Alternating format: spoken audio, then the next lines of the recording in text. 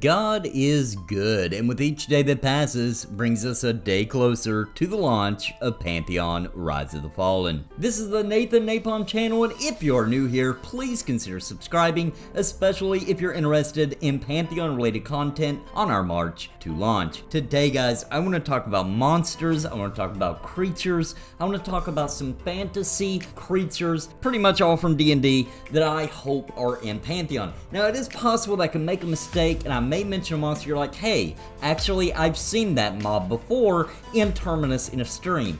I don't think I'll make that mistake, but it is possible, and if I do, please let me know in the comments down below. However, that's what we're going to talk about. I'm excited for this video. Before we get started, though, big shout out to the members of Napalm. I thank you so much. I love you guys. If you would like to support the Nathan Napalm channel, please click the join button down below for more information and a list of perks. Now, as I go through these creatures, I'm going to give a brief description of that creature to the best of my knowledge, but keep in mind that, of course, in the world of Terminus, they do not need to keep these particular names, and they also don't obviously have to have the lore from D&D. This is just some background on the creature, which in a lot of the times is why they're so cool. Alright, first up, I want to start with the Grimlock. Now, the Grimlock is a subterranean creature. They worship mind flayers. They come from the Underdark, and their time spent in the Underdark has caused them to become blind and cannibals. And they're known for coming up out from their underground layers in order to abduct captives and bring them back to their mind flayer masters. Next up is the Hydra. This is a dragon-type creature that has multiple heads with long serpentine necks. You've probably heard of the Hydra in many different tales, such as that you can sever off a head and it will only grow back. The most famous of Hydras would be Tiamat, the Queen of Evil from Dungeons & Dragons. What a lot of people don't know about Hydras is they're actually natural swimmers dwelling in rivers, in lakes, in ocean shallows, and in wetland bogs. So that bog, there is a zone particularly being made in Pantheon that I really hope we get to see some Hydra creatures in. Speaking of swamp-type creatures, here's another good one, the lizard folk, which are primitive reptilian humanoids that usually lurk in swamps or jungles of the world. They make hut villages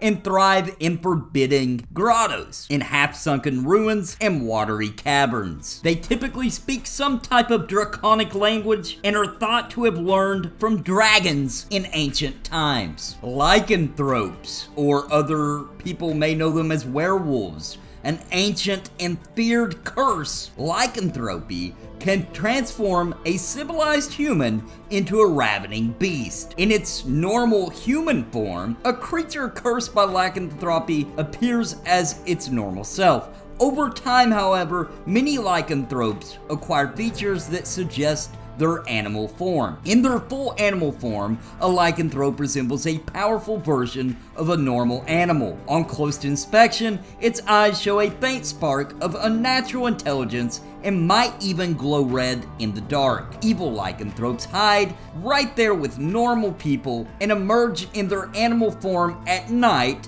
to spread terror and bloodshed, especially, but not always, under a full moon. However, there are good lycanthropes that are more reclusive and are uncomfortable around civilized creatures, often living alone in the wilderness areas, far from villages and homes. The Nagas. These are typically serpent-type creatures that inhabit ancient ruins and were created to be immortal guardians by a race long lost to history. Once this race died completely out, the Nagas decided that they were the rightful inheritors of their master's treasures and magical lore. Nagas never feel the ravages of time or succumb to sickness. Even if you strike one down, a Naga's immortal spirit reforms a new body in a matter of days, ready to continue its eternal work. And now for a classic that my party, my family that's been playing D&D is about to run into, actually,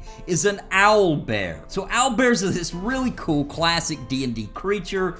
Their screech echoes all across the dark valleys and the forests that they live to announce the death of a prey. They have thick feathers, shaggy and coat their bear-like body with an owl-type face. No one's quite sure the origins of the owl bear, but there is a common theory that a demented wizard created the first specimen by crossing a giant owl with a bear. However, they have been known by the elves to exist for thousands of years, and some just say they always have been. Now these creatures will be right at home in Fair Hell, in my opinion. The Quagga. These are savage, territorial creatures that climb the chasms of the Underdark. They maul their foes into a frenzy, becoming even more murderous when they're in the face of death. They're immune to poison after generations of hunting venomous subterranean creatures and perpetual exposure to the molds and fungi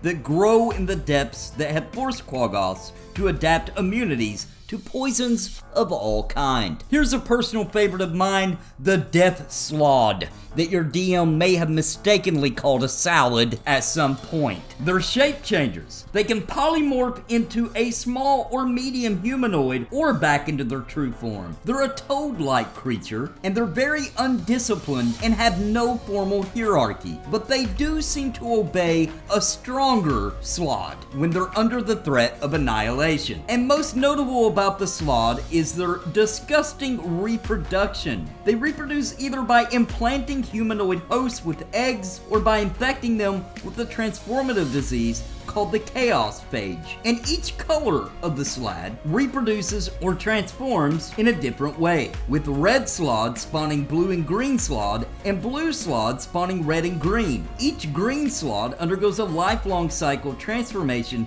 into the more powerful gray and death Slod. With each transformation, the Slod does retain its memories. The Sphinxes. So these stay in sacred isolation, and they guard the secrets and treasures of the gods. As it calmly regards a party that may come before it, bones are known to be scattered around them from those that failed to pass the test that the Sphinx had given them. It has huge, giant, great wings that sweep across its flanks, and its leonine body ripples with muscle, and it's possessed of 4 paws powerful enough to tear a humanoid easily in half. Now, some Sphinxes have been known to break free of their divine command.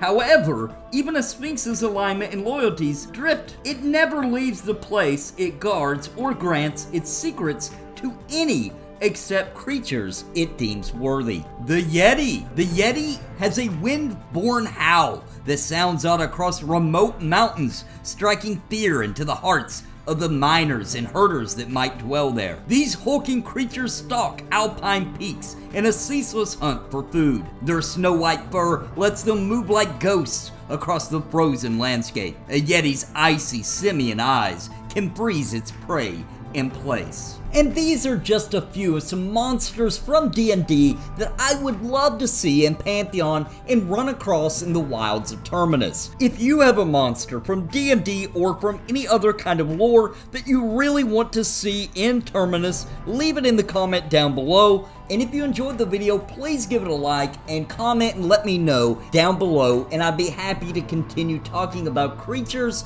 that I would personally love to see in Pantheon in the future. I hope you enjoyed the video today, guys, and of course, if you're new here, please consider subscribing, and big shout out to the members of Napalm for keeping this baby going. I really appreciate your support, and if you're interested in becoming a member of the Napalm with special perks, please click the join button down below. And of course, guys, until next time, God bless and happy gaming. Please listen to what I say.